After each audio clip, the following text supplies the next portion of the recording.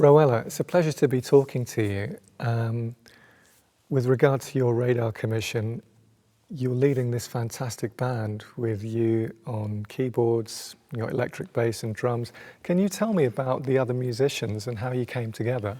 Okay, so the inspiration for picking these musicians in particular, the drummer being Luke Campbell and the bassist being Alex Miller, was that I really wanted to work with musicians who are going to just push me musically to beyond where I've ever gone before, because their musicianship is incredible. The backstory behind how I know Luke is that I actually grew up with him. I grew up with him in Gloucester, which is where I'm originally from.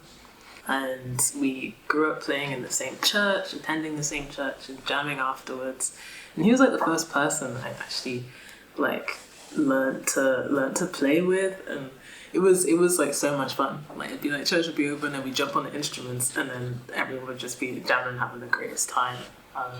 So you've always had that bond really, which is really awesome. And then in terms of Alex, I actually met him when I was 14. On a praise and worship session, and again it's kind of a similar story where I encountered him that time, and then life went in different directions, but was kind of connected through it. So just kind of ended up I guess finding them both again, and I just saw this project as the perfect opportunity to see what playing these two amazing people who didn't actually know each other before this project. I'd be what's gonna happen when we bring them together. I could just imagine how well they're going to click. Okay, and in terms of the actual material, you're obviously writing for these musicians, and it's a very particular setup that you've got: electric keyboards, electric bass, and drums. What was the sort of guiding principle? What were you thinking of in terms of the character and the nature of the songs that you wanted to write for them? So I knew that I wanted to do something that's a fusion, well, in terms of style, a fusion of all of us. So I'd say I'm quite jazz orientated, with hints of gospel, because obviously that's in my upbringing. And then with Luke, I said he's very gospel, with hints of fusion in there too. And then Alex is also really gospel. So I kind of wanted, in what I mean, I wanted to write tunes that honoured that, but also fit to the idea and the grooves that I had in my head. I thought in terms of resources that, I do quite love the piano trio setup, and also the way getting to use it the way we did, a bit unconventionally, was I thought would be quite exciting as well. When we think about the piano trio, we think about first and foremost acoustic piano, upright bass, and drums. But this is an electric piano trio, which is actually quite rare. There aren't that many trios where you've got people playing bass guitar, keyboards, and drums. So tell me a little bit about your thinking there. That's interesting. I mean, to be honest, that part wasn't as deliberate.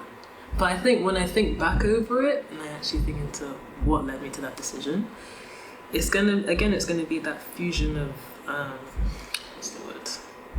that fusion of performance forces, or the fusion of my backgrounds.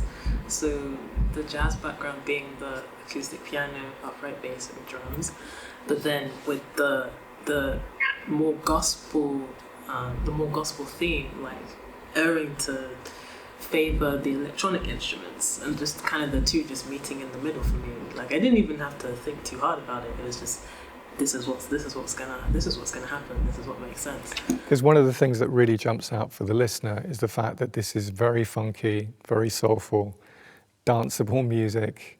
I think most people would immediately think of maybe groups like Headhunters or Herbie Hancock, some of that classic 70s jazz fusion. But there are also other influences in there as well. So can you tell us a little bit about what you've been listening to and the kind of people that you've drawn inspiration from?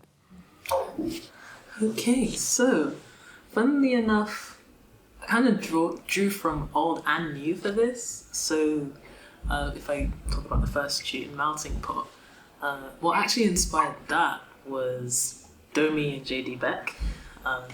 So Domi is an incredible pianist, like absolutely insane.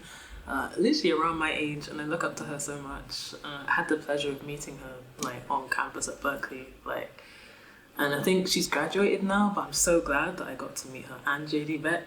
But just the really like kind of fast, erratic like style. Like I was just watching a lot of them over lockdown, as amongst other things, and just like trying to check out more of like the people like in the now, what's happening with the music in the now. Another like, well, as well as listening to people of the now, I'm always going to be listening to musicians who've come before us and from the jazz era, like the greats. I also like made this deal with myself. I was absolutely determined to learn how to play giant steps. And I would just watch it like over and over and over and watch loads of different versions of people playing it. One of my favorites is a version of Kenny Garrett playing it with Jeff Tain Watts, Kenny Kirkland, I can't remember his name, on it. But they ripped the concert apart. Like technically it's a drummer's video because a lot of the emphasis is actually on Jeff Tain Watts, but I was getting so much from what Kenny Garrett was doing and Kenny Kirkland too. Also, something else that inspired the tunes, man, there's so much I went through. Listening to a lot of Glasswork, because again, I was trying to get like more up to date, be like what people into. Because before I mostly listened to like I guess like people from the 60s, like, you know, Herbie and Oscar and Winton and yeah, just kind of like your staples. But I've recently been trying to move towards listening to people like Christian Sands and like people more in my generation as well, to get a more holistic view of like the whole thing. Yeah. You're wearing purple, as we can see on screen, and I've been reliably informed that purple features heavily in the kind of visual backdrop to the music. That's a very important color for you. Can you tell me about what it means to you, what it symbolizes? And it's just always been one of my staple favorite colors. And then obviously like great artists love purple too. So, you know, you got Prince, you got Nick West, you got who else? You got Hendrix, yeah. There's so many out there, it's hard to think. Well, I think there's something very funky about purple as a color that resonates with the music that you've made, so that all makes perfect sense. Just a few more questions to finish off, Roella. You've mentioned that you've been studying in the US. Berkeley School of Music is a very prestigious institution, and you were previously studying at Trinity in London. Can you tell me about the decision to study in Berkeley and maybe what you feel that's brought to you? Just pick up on that a bit. It's a really incredible story, actually. Like when I think back over it, I'm like, wow, did that actually happen to me? Where did this even come from? So I think I've always wanted to go to Berkeley, but because it just seemed like such a faraway place, you know, like the musicians like Mecca / Disneyland, I never had it too at the forefront of my mind. Like as I was growing up, it was always something that was just bubbling away there, like a yearning that I had to go to the US to learn jazz.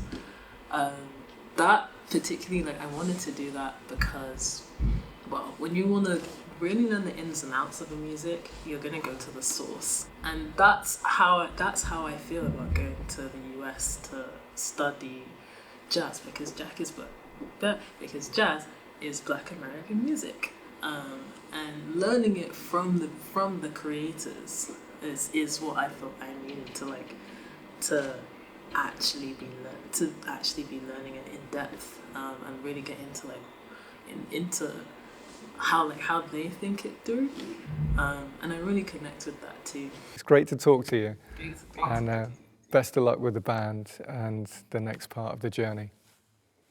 Thank you so much, Kevin.